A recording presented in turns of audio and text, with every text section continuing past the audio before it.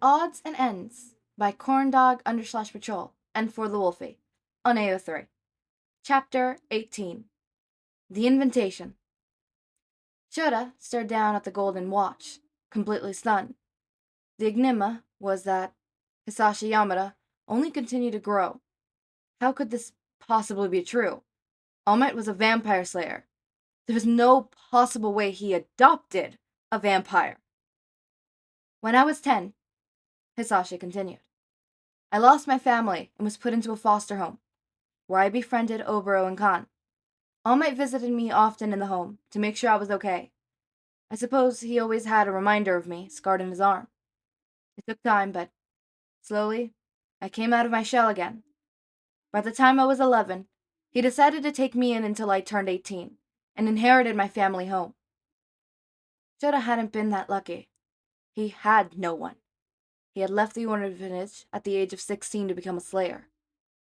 Why tell me this? I want to trust you, but I can't trust you unless you trust me. If I'm going to help rescue Eri, then you need to tell me everything. Shouta tried to remember Hizashi, as he'd known him before, finding out about his father. He'd been sweet, generous, and considerate.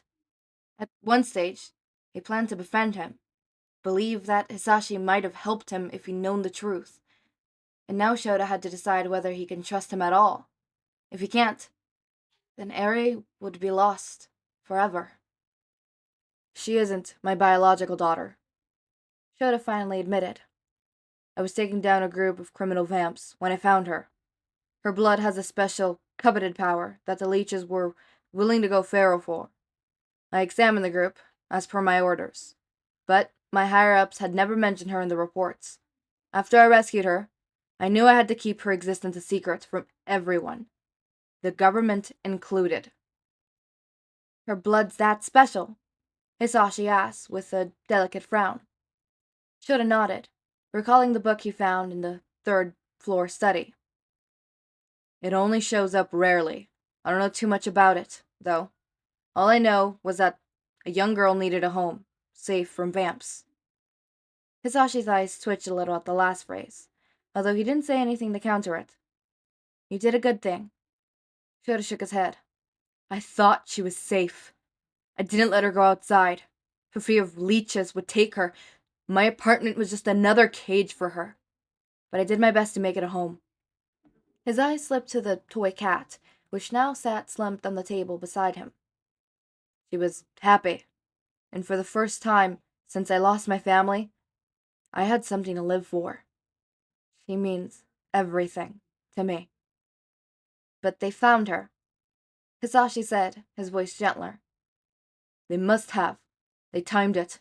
I was on a mission, but I returned early to find the apartment building in flames.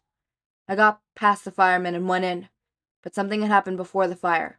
Someone had already spirited down the door, but the furniture was thrown about, as if there had been a struggle. Eri wasn't there, just her toy. She would never just leave it on the floor, unless someone had taken her. I went to the evacuation area, but she wasn't there, and no one had seen anyone matching the other's description. You think Overhaul took her? Shouta nodded, curling his hand into a fist. He had connections to the group I exterminated. But he's got powerful friends, even in the government. There's no way to take him down without clear evidence. I tried getting some backup to help rescue her, but they all thought I'd gone crazy from losing my home a second time. They suspended my duties as a vampire slayer until I was deemed mentally fit enough to resume work. Shouta. Hizashi sounded devastating, but Shouta didn't want his pity. Overhaul's mayor has defenses that are impossible to penetrate, unless you're invited as a guest. So you had the idea to get in as a guest. Hizashi looked more thoughtful. You got that woman to help you pose as a donor, and you selected me as your target because I was likely to get invited. Shouta nodded.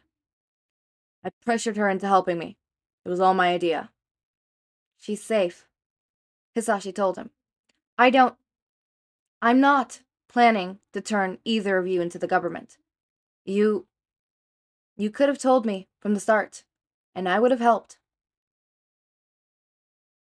I don't make it a habit to trust vampires. Hizashi looked away when Shouta said it. The statement was followed by a tense silence. I'm sorry. About everything. Hizashi finally said, his words slow and meaningful.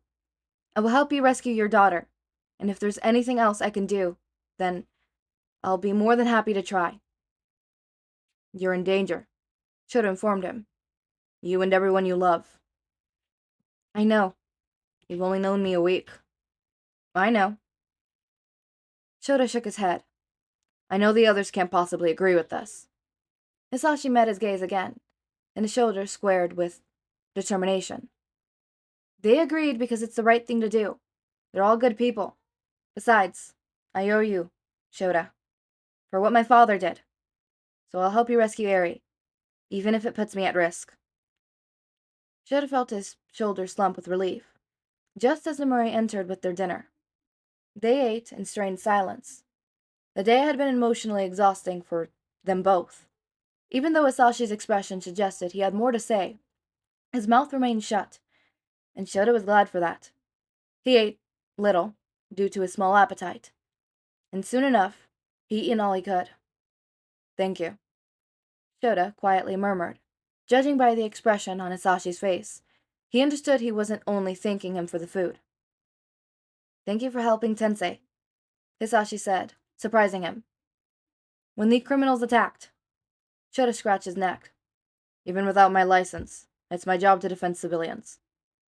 You're a good man, Shouta. Hisashi's voice was gentle and soft. I'm sorry that you had to go through such a desperate lengths to save your daughter. I hope you know that you're not my donor. You're my guest. I'm not going to drink from you or do anything else that you don't want me to. And I'm sorry that you felt that you needed to follow through with those sort of things.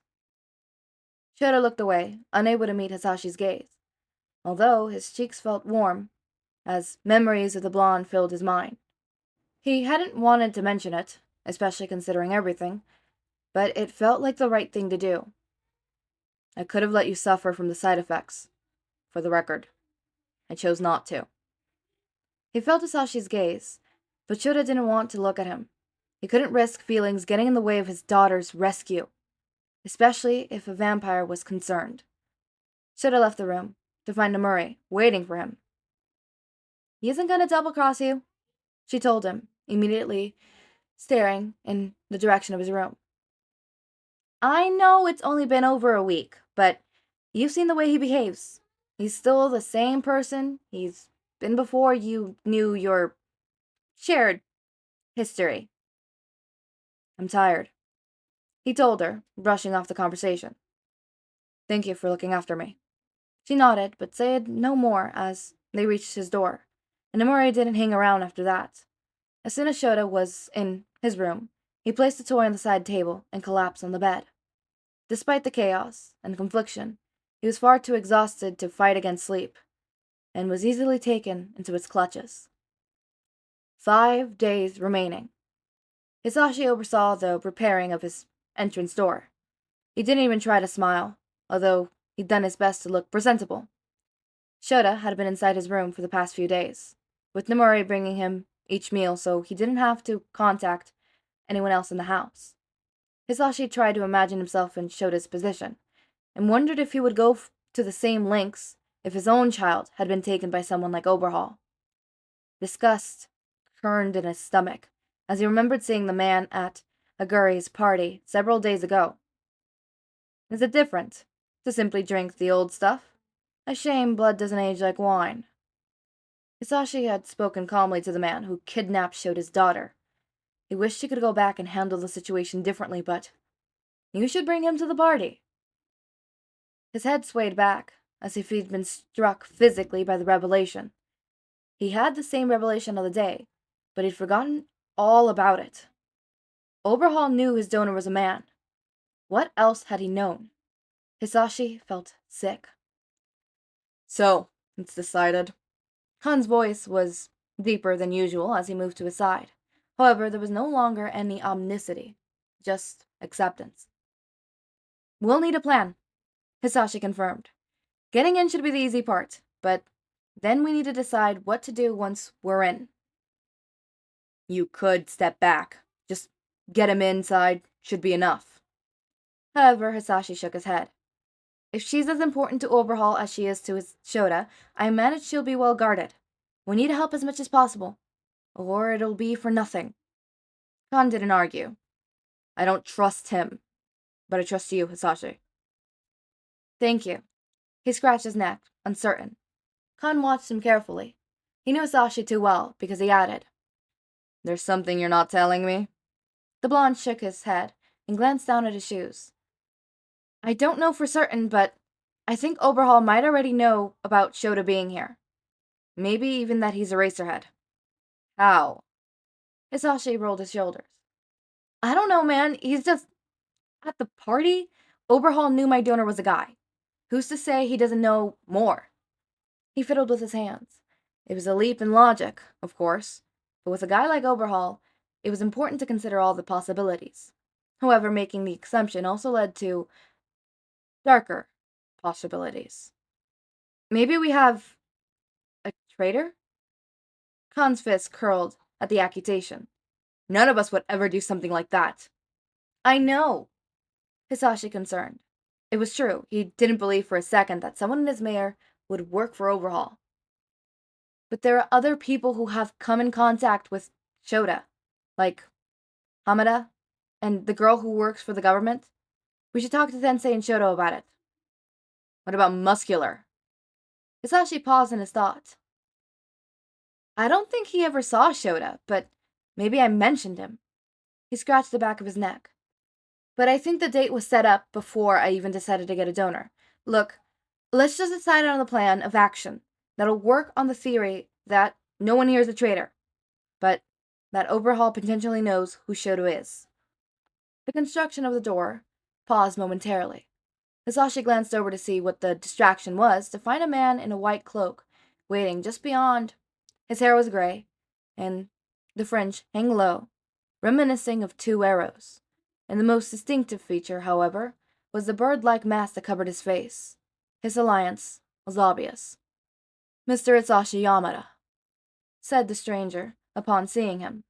Hizashi frowned, but went to meet the man. Khan trailed nearby. I have come to give you a formal invitation to Lord Oberhall's upcoming soiree. The stranger dipped his hands into the snow-white coat and pulled an ivory envelope with a garnished purple shield embedded on the surface. Hizashi went to accept it, but Khan stepped forward and took it instead, practically snatching it from the cupboarder. Once it was in Hisashi's hand, he opened it and pulled the invitation from inside, holding it open so that they'd both see the surface. A soft perfume drizzled from the parchment. The paper was smooth between his fingers. It is with great reverence that Lord Hizashi Yamada and his professional donor are cordially invited to attend the soiree at Oberhall's estate. Due to strict attendance, no additional guests shall be permitted. Khan growled before Hizashi had even finished reading. No additional guests. He stepped forward in an attempt to intimidate the stranger, but they didn't even flinch. Lord Yamada cannot attend without a bodyguard. If Lord Yamada cannot attend without a bodyguard, said the man, then Lord Yamada cannot attend. Khan growled, but Hizashi put a hand in front of him to force him back. My donor and I would be pleased to attend, he said, as curtsily as he could manage. His guard glared, practically singed, but he ignored it. Please let Overhaul know. Thank you for delivering these news. The man bowed his head. He will be pleased to hear of your attendance. He turned to leave, but just like that, an idea entered Hisashi's mind. Hizashi called after him, successfully making the servant pause in their leave. Would Overhaul wish for us to play a piece for the soirée? I am sure you and Overhaul are aware I'm quite famous for my violin, and my professional donor has been itching for a duet. I am unable to speak for my lord, he said slowly, but I would put forward the suggestion. Thank you for your time, Lord Yamada.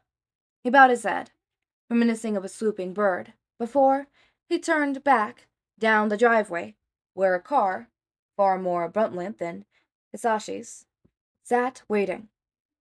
The servant stood by the car's window, where some words must have been exchanged before he climbed in and was gone.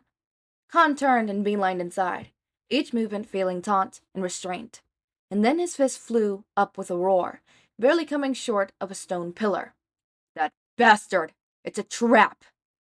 "You don't need to state the obvious," said Hizashi, a frown fixed in place. His stomach was rolling with distaste. "We have no other choice." Khan opened his mouth, clearly intending to say something without thinking, but he silenced with another voice spoke. "I'll be Hisashi's bodyguard." The duo turned to see the railing above, where Shouta Aizawa stood, his eyes fixed firmly on the half-complete door. He still looked terrible, with his hair a mess and his clothes lopsided, but Hisashi's chest couldn't resist a flutter aching to butterflies, as the mere sight of him outside his room. "We didn't ask for your input," Khan growled, finding a new focus for his rage. "Go back to moping somewhere else. We're already risking enough for you." Shouta ignored him. His eyes turned to Hisashi. Beneath their eager gaze, his knees went weak, and the fluttering in his chest turned to quaking. "I'm a vampire slayer," Shouta reminded them. "I may have not been trained by All Might, but I'm still alive after years of fighting. I can hold my own well enough, and I have my quirk, if necessary."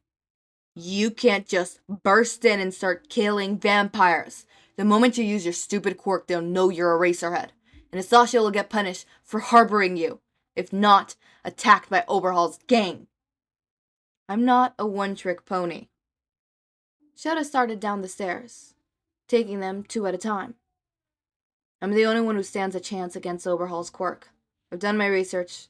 I know all his men's gang members and their quirks."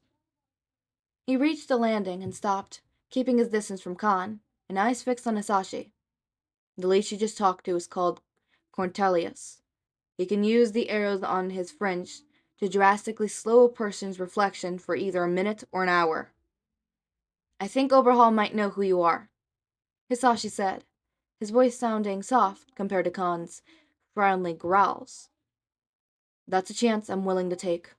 Shouta braved the final few places, although his shoulders were noticeably tense. "Eri needs me." The feeling in Hisashi's chest turned cold at the reminder.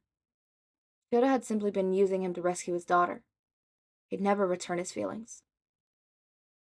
"We won't be able to smuggle in weapons," Hisashi said, distracting himself with logistics, "unless we have a reason to bring in luggage."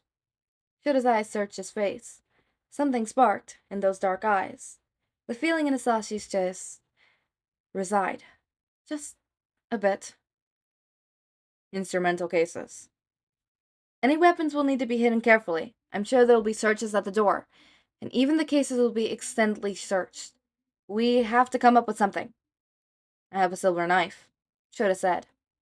"We can melt it down into different shapes, if necessary." "Sensei has an oil he uses for his blades," Hisashi pointed out. "It helps hide the scent of silver from vampires." "This isn't the best place for a war meeting," Khan grumbled, as he glanced between them and the door. The spark dim in Shota's eyes at the disturbance, but the flame remained burning in Hisashi's chest, as small and merse as it was. "If we're going to be playing the role of musicians," Hisashi said, stepping closer to Shouta, "then you're going to need more lessons." Shouta opened his mouth to say something, probably sarcastic, but whatever it was died on his lips, as he just nodded.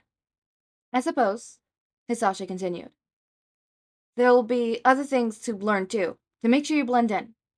Shouta couldn't resist a scowl, but there was something adorably comedic about it. "Like?" "Dancing, etiquette, and proper donor behavior. We gotta make sure you seem, like, genuine. Even if Overhaul already knows who you are, I doubt he'll make a scene at the party. He has to maintain his image, so we'll have to fit in until we can slip away unnoticed to find Eri." "Will I have to wear one of those pet outfits?" Shouta asked, his voice low. "No, but you will have to be dressed up. Hakamada should be coming soon with the rest of the clothing we ordered for you." "I'm sorry you spent so much money on me," Shouta said, his voice soft and genuine. "After we save Eri, you can keep the clothes. Perhaps they'll fit your next blood bag. He paused and quickly corrected. I mean, your next donor. Perhaps that stung more than anything else that had happened. Not Shota's ward's choice, but the fact that, even if they were successful, he'd still lose Shouta forever. You can keep them, Hizashi said, trying to keep the wound from his words. You deserve nice things. So, Shouta finally had the revelation of like, oh fuck, yeah, I like this person.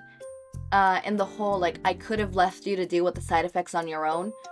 I chose not to, right? Because no, yeah, that's true. He could have just not done that. Could have just not done that, you know? But he ended up doing that, obviously, right? And clearly he's like thinking like, okay, I can't let these feelings get in the way of my mission. Like, clearly right now, as I said before, and as I have been saying, Shouta does not care about anything or anyone else right now other than his daughter. His priority is rescuing his daughter. Everything else comes second. His feelings, his pride, his life does not matter. What matters right now is his daughter, which... Daddy issues, question mark? My daddy issues acting up again? Guys, this fanfic and my daddy issues. Where can I get a dad like Aizawa? Where can I get a husband like Aizawa? Just saying. Any Aizawas out there in the world? Call me up. Okay, anyways, as I was saying. It's a very interesting chapter. Clearly we see that maybe Overhaul really does know about Shouta. We're not so sure. We don't know. They have a game plan. Unfortunately, Khan won't be able to be there, which that poses threats and stuff like that. So what can happen? And we're nearing the end of this fanfic. We are. We have 1, 2, 3. What? 3 chapters left? What? 1, 2. We have 3 chapters left. I'm gonna cry. I really love this fanfic. For the Wolfie, you did such a wonderful job with the fanfic overall, and Corndog_patrol, you did such a wonderful job with all the illustrations and stuff like that. Very much. I love them. I follow them on Tumblr, and I've been following them on Tumblr for a while, so yeah, it just never hit me. But this is such a wonderful fanfic, and it's building up. We're building up for the final thing, and it's just the end revelation with Hizashi is just like, that stings. I'm helping out. The whole like, you could truly see that, you know, it's only been a week, and this is very much a fast burn. This is very much a fast burn, because it has been a week. In the sense of story pacing, it is a slow burn. In the sense of the actual time frame, it is a fast burn. So in the sense of like, you know, obviously time frame, it is a fast burn. Hizashi kind of fell kind of fast for this person, to the point where it's like, okay, I'm willing to do all of this for you, not get anything in return, pay my debt to you, knowing that in the end, I might lose you. Which, unconditional love, question mark? Oh my god. Haha, hee, unconditional love. Anyways, yeah, that's all I have to say. So, as always, my raindrops, make sure to eat, sleep, drink water, take your meds. Have a wonderful day or night. Link to my Discord server and socials are down in the description. Subscribe to see more of my content, and thank you so much for watching.